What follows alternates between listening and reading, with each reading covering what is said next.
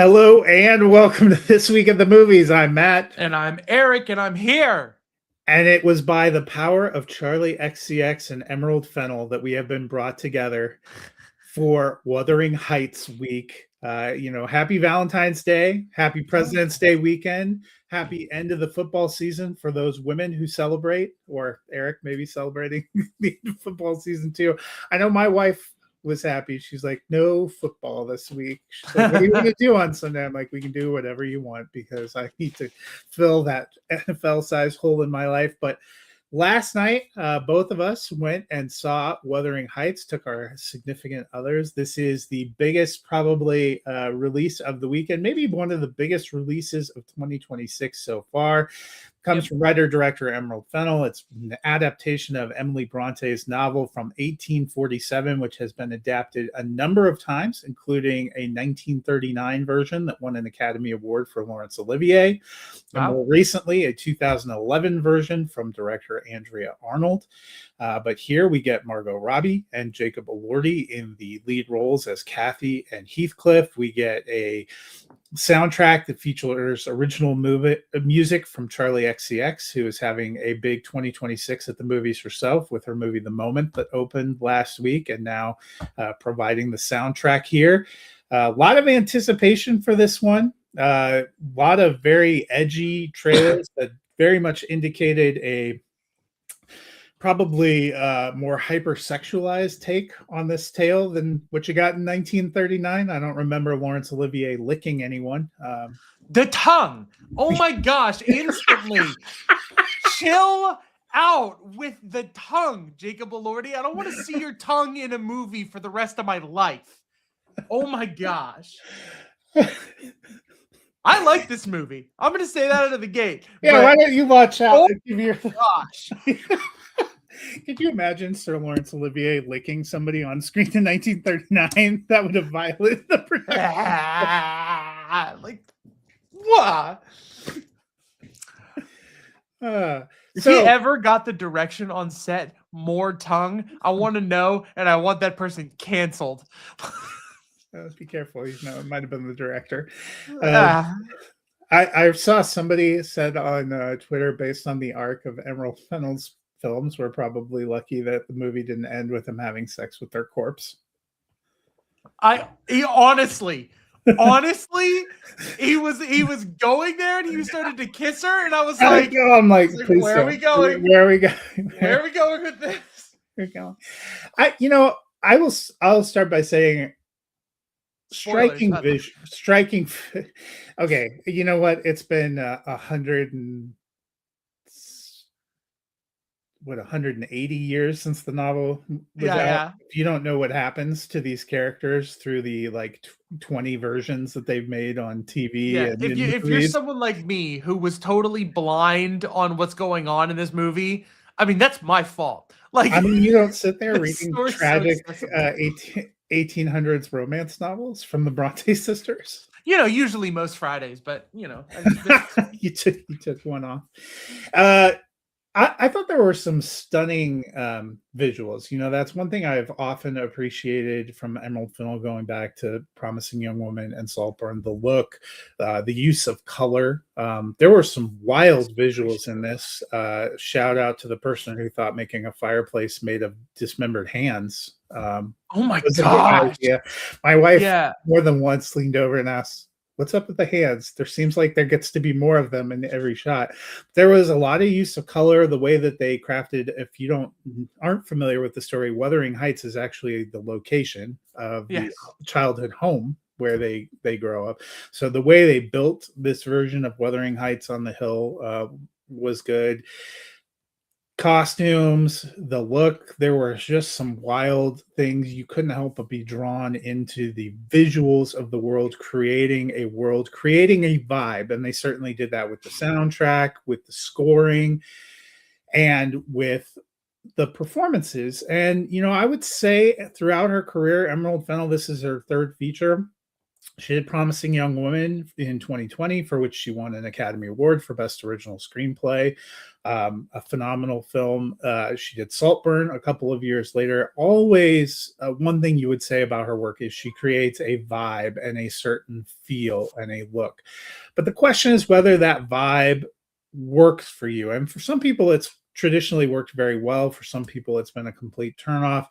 I know, Eric, you haven't seen all of her films, but you did see Saltburn. How did this one work for you? With the exact vibe. It's like her art is toxicity and tragedy.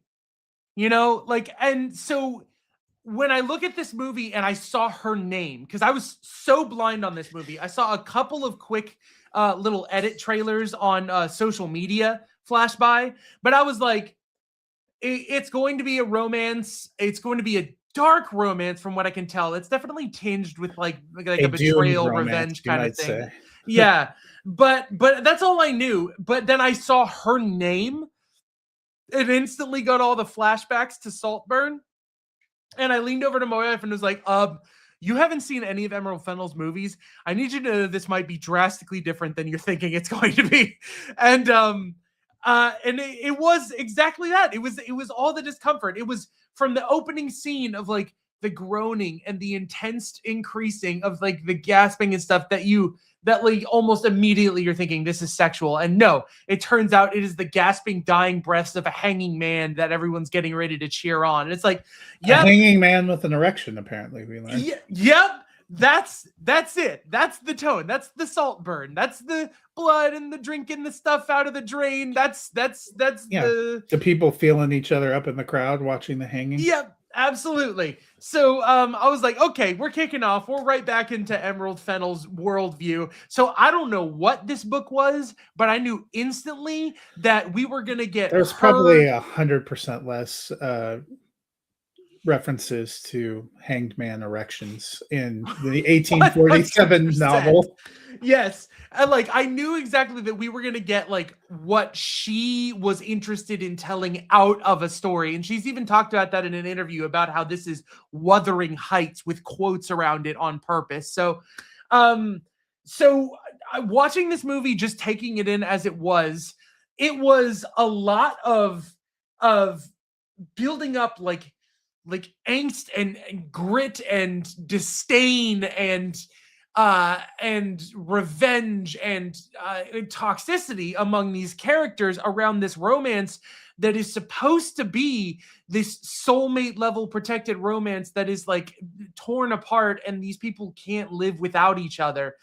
And the movie tries to have both of those tones without really reconciling the difference between them. The more toxic, like inappropriate things that these characters are doing just to survive or to get what they want are never really like, I'll say through just one example. The husband that Margot Robbie marries because of the miscommunication that leads Heathcliff to run away. She decides to have an affair behind his back. And I don't know to what extent the husband finds out, but the husband finds out to some extent. And he reacts, in my opinion, completely appropriately in like, I'm going to have order in my house. I'm going to be respected. I'm going to like lay down the law a little bit, especially for this age and time where there's like a patriarch in the family and he's going to do what he's going to do. And I'm going to have my baby and all of this.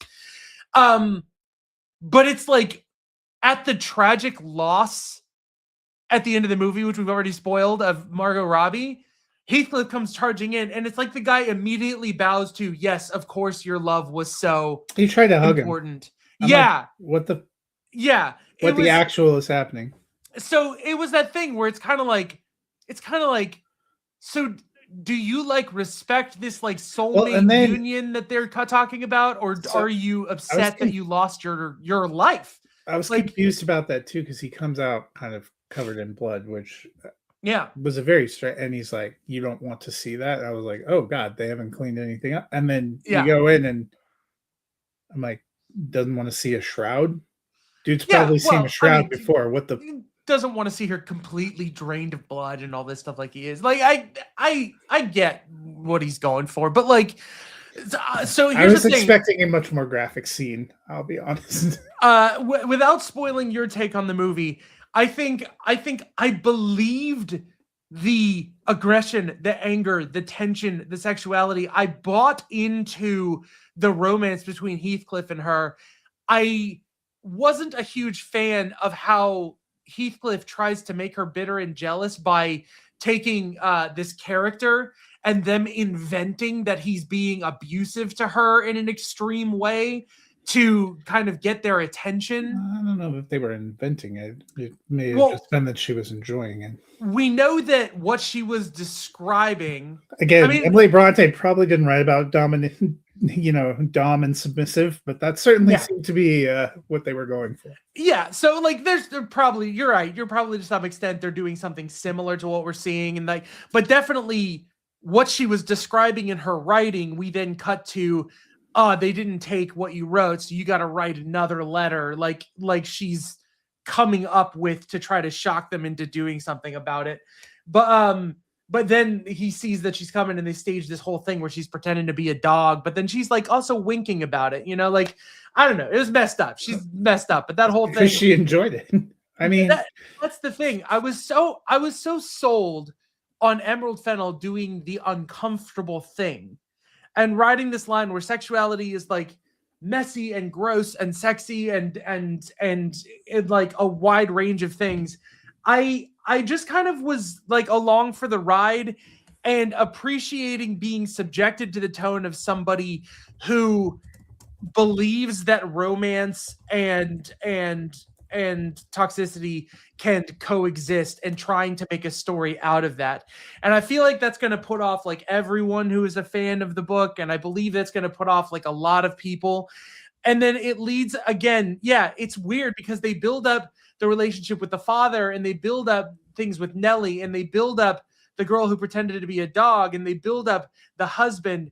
And it's like they've built up this world around Margot Robbie and Heathcliff that is the reason that there is drama happening. And then very rapidly towards the end of the movie, everything strips away. And then they just go back and they try and hammer home the emotions of how this whole story wasn't about anyone except for how much soulmates they were. And that's the emotional note they try to leave you off. And I feel like that's disingenuous to the emotional journey of the espionage and the scandal and the drama of everything that's gone on before and the vitriol between the two characters and all of that. It's just like, yeah, dude, you can't have her anymore. Like you weren't there for her. You didn't do the thing. It's tragic that you two lost each other because of miscommunication, but like, it was just really gripping. It was tragic. It was messy. And to me, it's now everything I expect from watching something written by Emerald Fennell. And the commitment to the roles, I enjoyed the performances for the most part.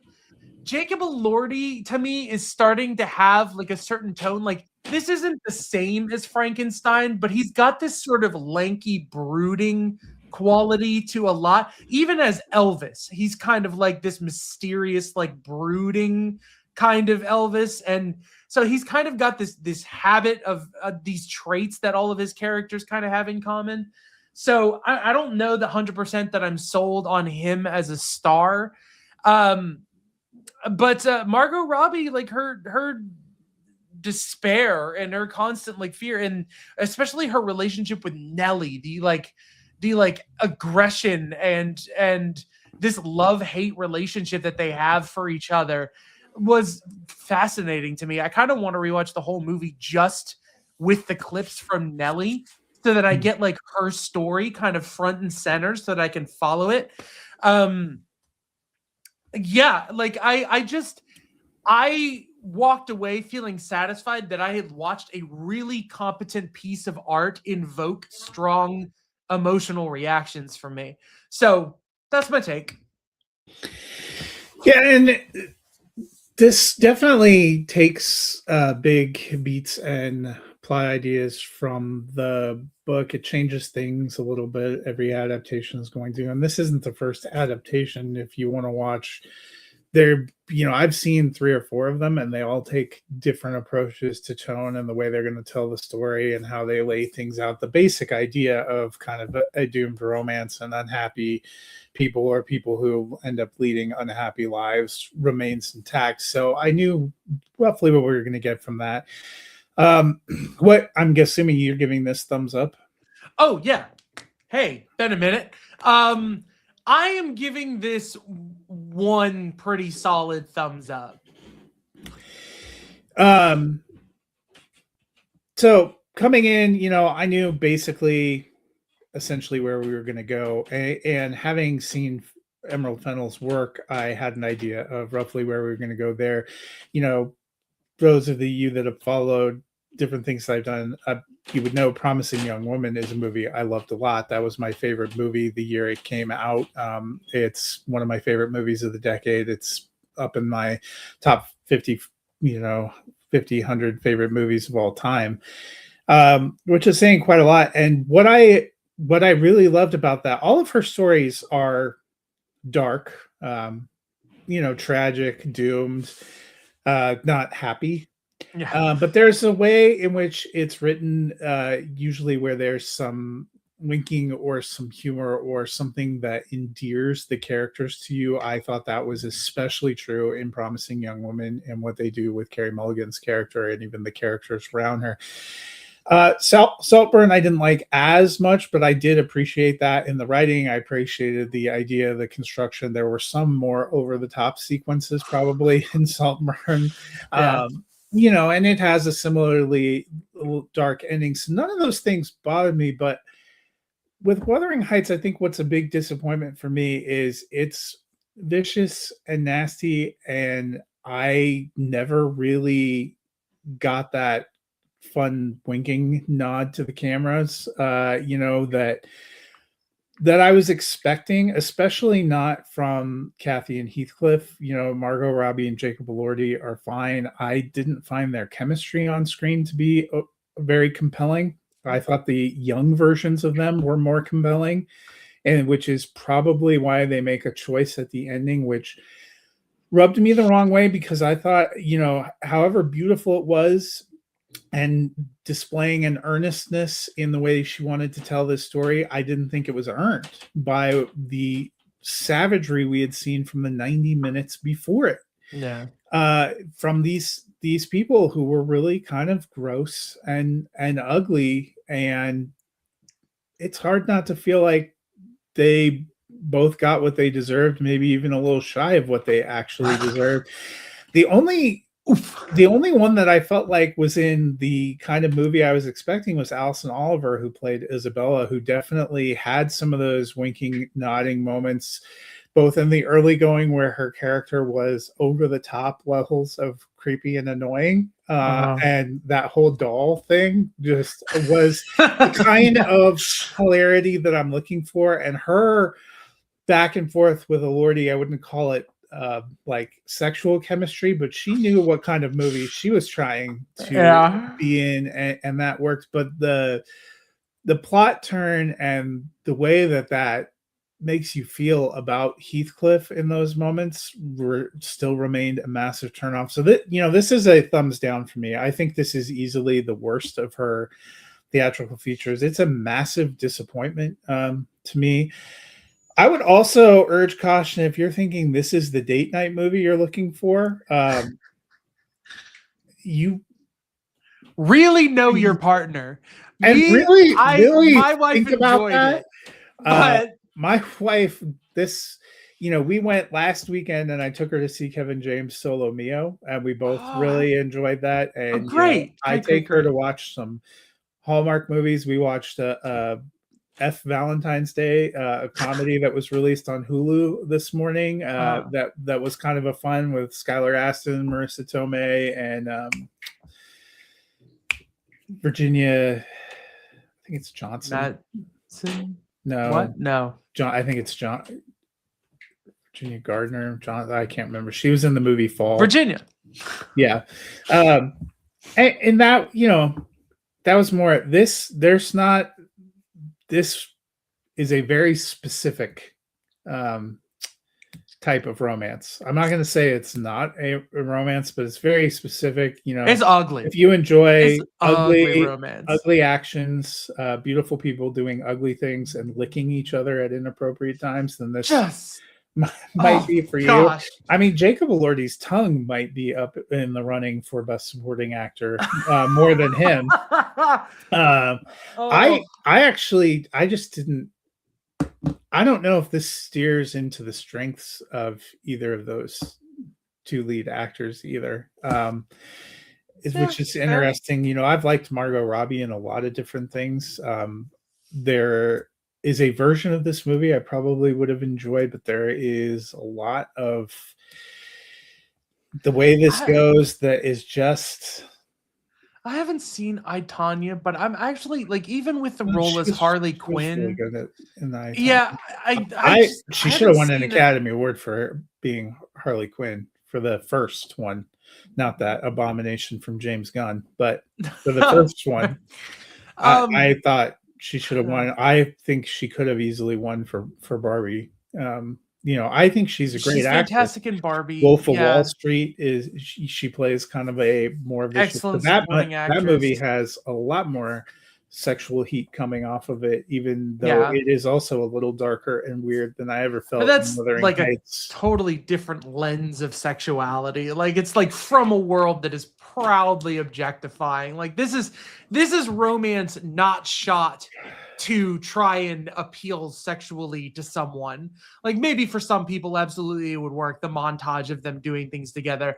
But I don't think that's the point. I think the point is they are doing something that is wronging someone. And if you're into the idea of the taboo of a hidden secret extramarital romance, then there's going to be something exciting about it to you. But it's totally different from Wall Street dudes having their woman prizes and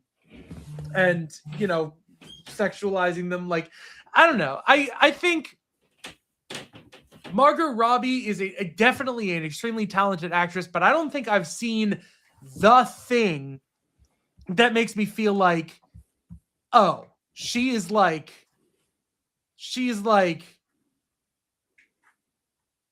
I guess she is an A-list actress. I don't know. Yeah. I don't know what I'm saying. I mean, I think she's a great performer. I actually, I love Jacob Elordi in Frankenstein, for which he got an Academy Award nomination. I thought he was one of the best things in that movie. I don't know if it was right. I also read something that made me laugh, that Margot Robbie's greatest trick was being 35 and getting cast as an 18-year-old, because I did forget that I think Kathy and Heathcliff, when you pick up and they're supposed to be a lot younger. Mm-hmm. And there's fair age gap. Well, okay, I think they may have changed it because they made a point in the movie by the time she's an adult, before she gets married to the man, of saying that she's spinster age or whatever already.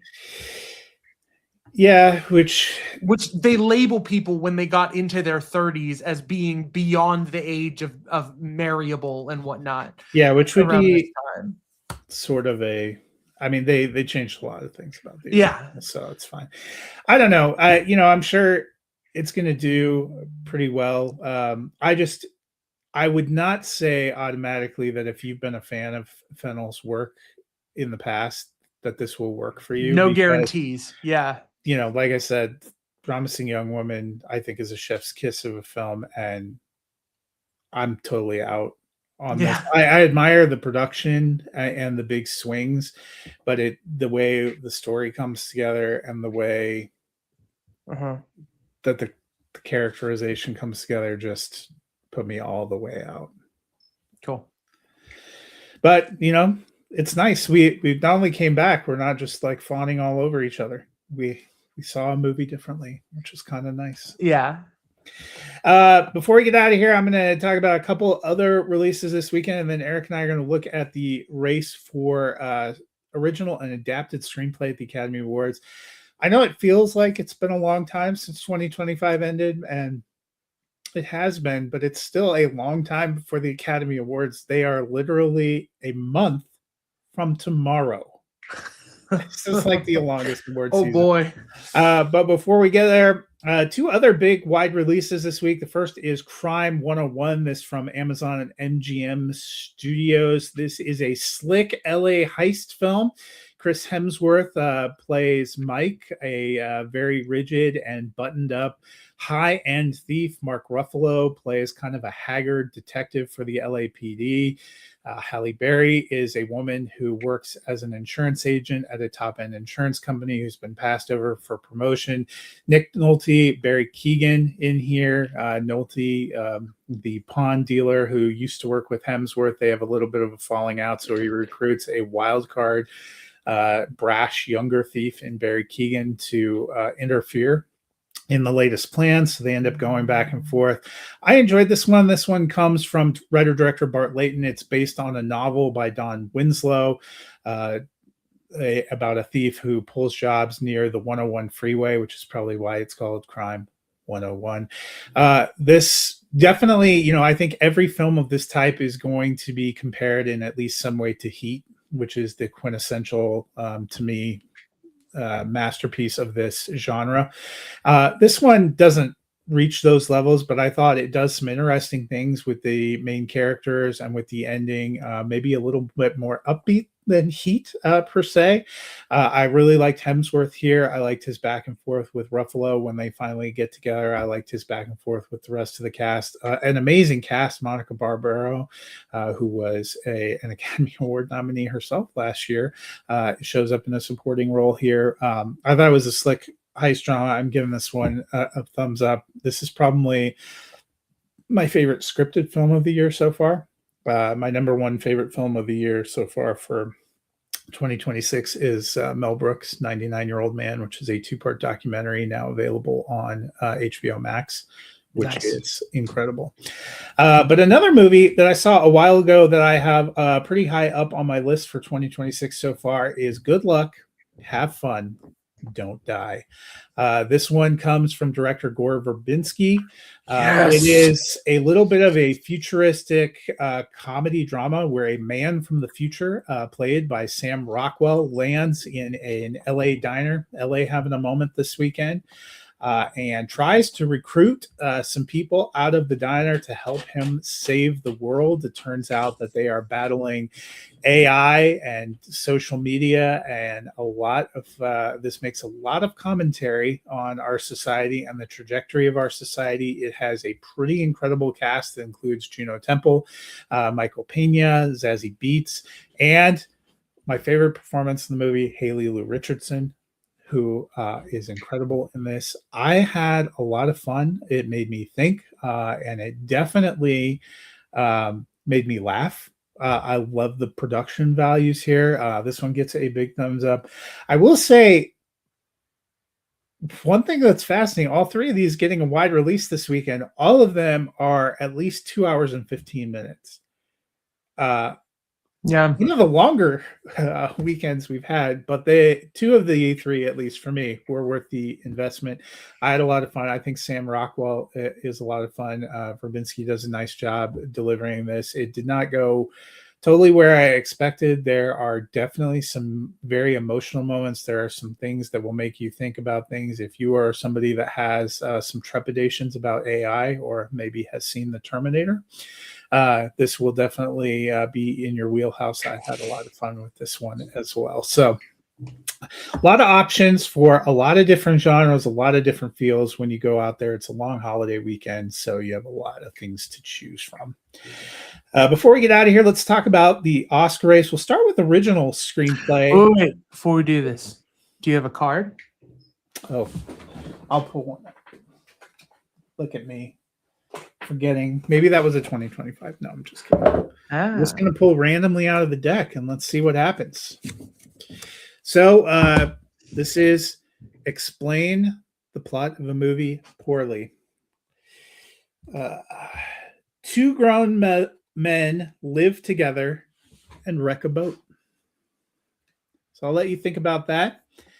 Two grown men live together and wreck a boat. The nominees for Best Original Screenplay this year: Blue Moon, which stars Ethan Hawke and was one of two Richard Linklater films this year. It Was Just an Accident, one of the foreign language nominees from Jafar Panahi, Marty Supreme, which stars Timothy Chalamet, the big one from Josh Safdie, Sentimental Value from Joachim Trier, big family drama. And then the favorite in this category is probably Sinners from Ryan Coogler. Sinners set a record for the number of Academy Award nominations. This is a pretty loaded category. I've seen all these movies. I know you've seen Sinners. How many of the... That might be the only one of them. That's the only one I have seen. Well, if you're going to see one, see the front runner. I really loved Sentimental Value, but if it's me, Sinners takes this category, and I think it would be hard to beat, man. An original screenplay is usually a place where they try to honor a great filmmaker who's either gone unrecognized so far or who is up and coming. Emerald Fennell won that category the year she did Promising Young Woman. I think Ryan Coogler, I think director's race is going to be tough with him in PTA and may not win there, but I think, it was his script. He has delivered quite a few blockbusters so far in his career, and I think this is a place where he's going to get honored. I don't think the Academy thinks about these decisions in the way that I do. I think I overthink things, but the one thing I can say about Thinners is it is so inspired by other projects that it's definitely an original screenplay. It's definitely an original take. It's a setting that we don't often go to. It's like definitely well earned if it wins the Best Original Screenplay. And then you get something like Marty Supreme, which is like based on a person's life. So, loosely based because it's an original here. They took the idea of a guy's life and then made it completely... It's just, if I'm going to pick original screenplay, I'm going to go for the thing that is the most unbased, like the most original of an idea from somebody. And so I haven't seen the other movies, but if I had to choose, I'd choose Sinners. Like, I'm not even going to worry about trying to watch all of the other movies because like I have this great movie that I really badly want to see just rewarded to high heavens. And So that is the original field. Before we go, do you have a guess, or do you want me to give you the hint and you can think more? Okay, I have a guess. If I'm wrong, give me the hint before you tell me. Okay. Step Brothers. It is indeed Step Brothers. What boat do they wreck? I'll be honest. Step Brothers is not... for many people, it is an iconic comedy that is a go-to. I saw it once, probably the year it came out in 2008. I think, don't they take their like father's boat, like speedboat or something, that they end up wrecking when they go out fishing? It's been a while since I saw it, and not that I don't care for John C. Reilly and Will Ferrell, but this isn't my jam. There are Will Ferrell movies. There are ones that I absolutely love, and there are ones that I was like, I saw that. And this probably falls into the I saw that category. Well, yeah. What is the guy's name who's Ben from Parks and Rec and is in Severance? Scott.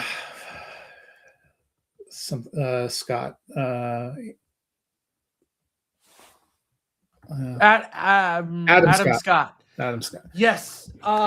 He's phenomenal in that movie. I don't think their performances, it's just not the Adam Sandler's very much like that too. Like, I always appreciate the effort that they're putting in the craft, but some of the stories are not my jam. There are people that can quote Step Brothers ad nauseum. That's not me. Not you. It's not really me either. Yeah. Best adapted screenplay. I think you've seen at least a couple of these. Begonia from Will Tracy. That one adapted from, I believe it's actually a Spanish film originally, or an Argentinian film. It was something in where Spanish is spoken, because I almost watched the original, but then I was like, I don't know. Frankenstein, adapted by Guillermo del Toro. Hamnet, adapted by Chloe Zhao and Maggie O'Farrell. And by the way, since seeing that film, I have now finished the novel. And if you thought the film was a gut punch, you are not ready for the book. I will share a brief story after we talk about this of my reading of this book that I know made my coworkers laugh, and I hope will make you laugh. One Battle After Another from Paul Thomas Anderson, which is the front runner. That one, for people that don't know, is a loose adaptation of Thomas Pynchon's Vineland, and then Train Dreams. From Clint Bentley and Greg Queter, which is based on the novella of the same name. One Battle After Another, probably going to be the winner here. I think it's the front runner. There are some incredibly powerful scripts in this group, but I believe you saw Frankenstein. Yes, which is my front runner. I'm just not so. One Battle After Another just didn't resonate with me the way that it did with everyone, which is bizarre because I love Inherent Vice, and that Inherent Vice is a much more faithful adaptation. Yeah, though. Supposedly that one, I bought that book because I want to read it now, but supposedly for the Vineland of it all, they only loosely adapted it. Okay, well, yeah. So, I mean, the Paul Thomas Anderson, Thomas Pynchon combination, the tone of it works for me. It's just the plotting and what is on screen versus off screen. There's some things, but I don't want to just rag on a movie because it's a good movie. I take it you are one of the people that actually likes Inherent Vice. It seems like a lot of people think that is one of his worst, and that is one of my favorite PTA movies. I really like that movie. I love Joaquin Phoenix. I love the way it's put together. It consistently makes me laugh. Yeah. I don't really understand some of the hate for it. I don't either. But Inherent Vice appreciation. I love to see it. But Frankenstein, knowing the Frankenstein story so well, seeing so many adaptations of Frankenstein, this take on the character with that grandiose production value put behind this script, it was beautiful. Like, just they completely warp the character of the monster or the creature into someone who is so more overtly sympathetic versus someone that is a little more mindless and monstrous and goes through an arc of growing to want to become more of a human and want to be desired. And I loved it. Like I loved Oscar Isaac's characterization as yet another line in the classic I drink milk, therefore I'm evil, pantheon of characters. And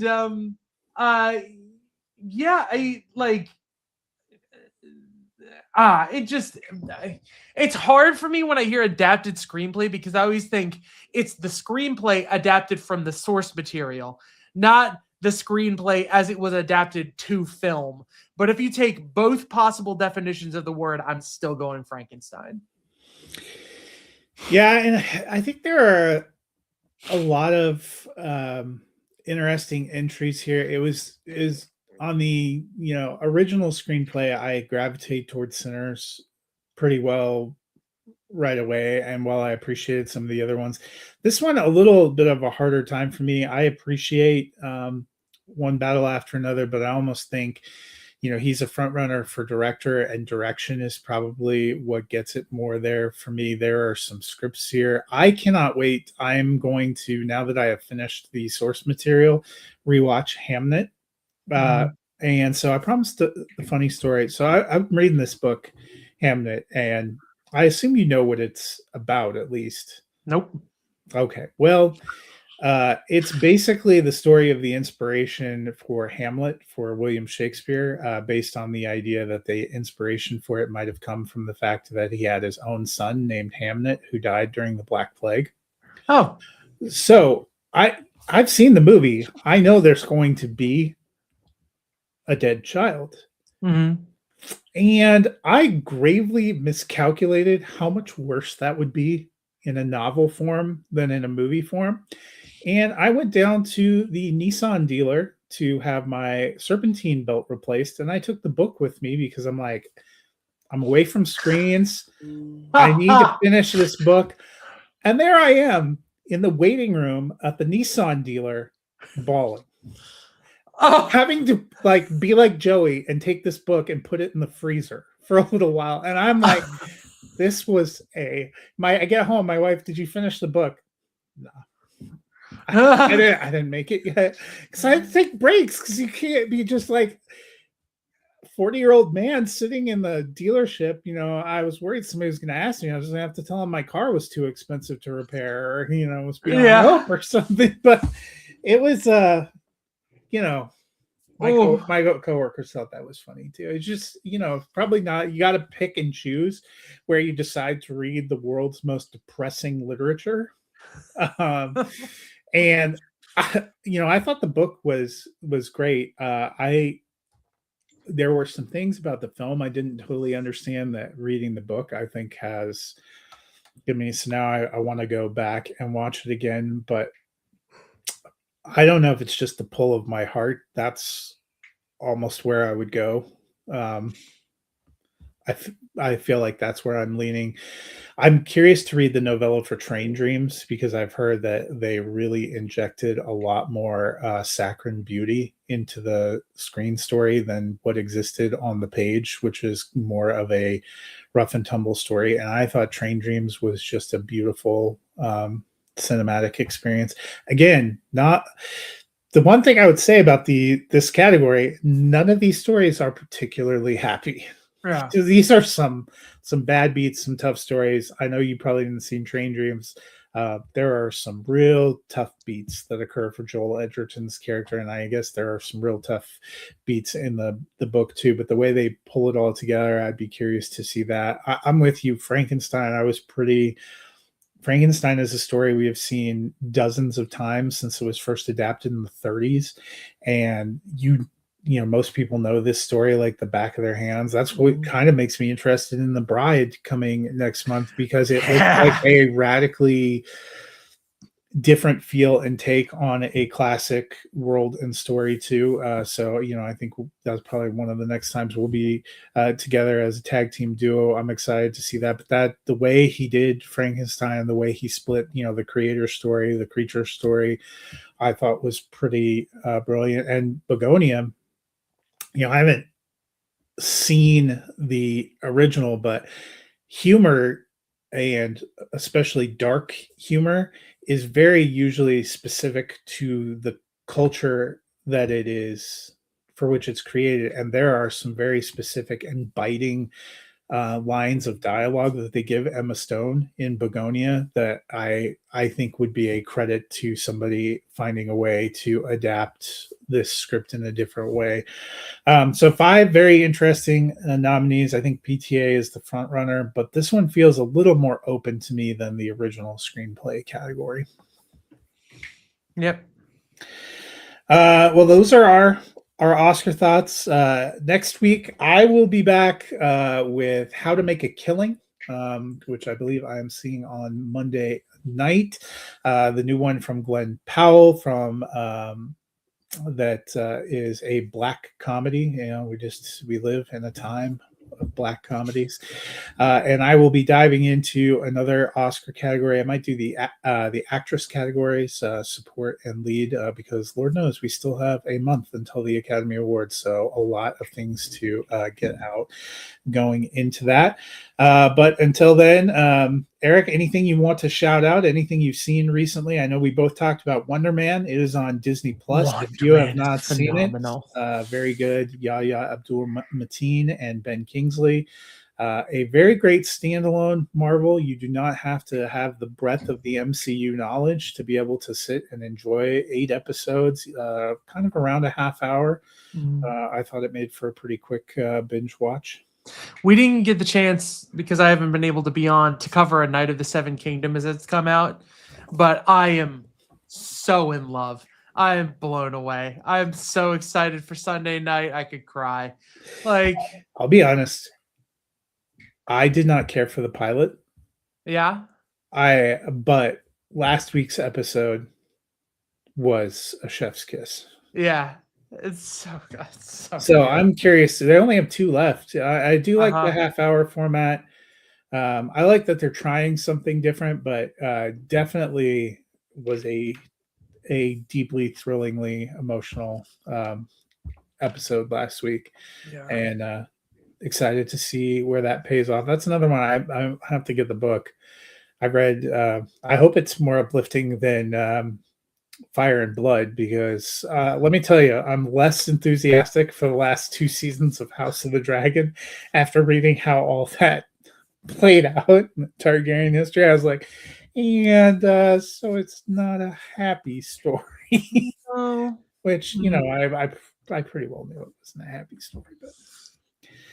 But anything else? Any movies or anything you've seen? All right.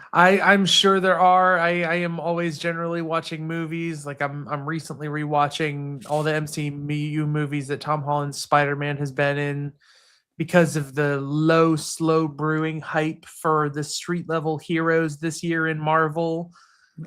Punisher being in the new Spider-Man movie and all that. Waiting for Daredevil season 2. I am going to give, I mentioned it earlier, but one last shout out to Mel Brooks, 99-Year-Old Man. If you're looking for something to stream at home, it is a 2-part documentary. Judd Apatow co-directs it and does some of the interviewing, a lot of clips of his work, interviews with his kids, with his collaborators, stories that you hadn't heard. It was deeply funny, deeply emotional. Huge thumbs up from me. It is, roughly a 4-hour commitment, because each half is about 2 hours, but it was incredibly worth it. Yeah. Especially if you like a good Mel Brooks comedy. It feels super relevant to the world and our times. There's interviews with Rob Reiner, David Lynch, a couple other people he had worked with that were heartbreaking too, just because they're no longer with us. But it was funny. It was just, it's the best film I've seen this year so far, and a great documentary. So something fun to check out if you're looking for something where you don't have to leave your house, and sometimes that's all you want in life. Yep. Well, that'll do it for us. We will see you next week. Until then, see you at the movies.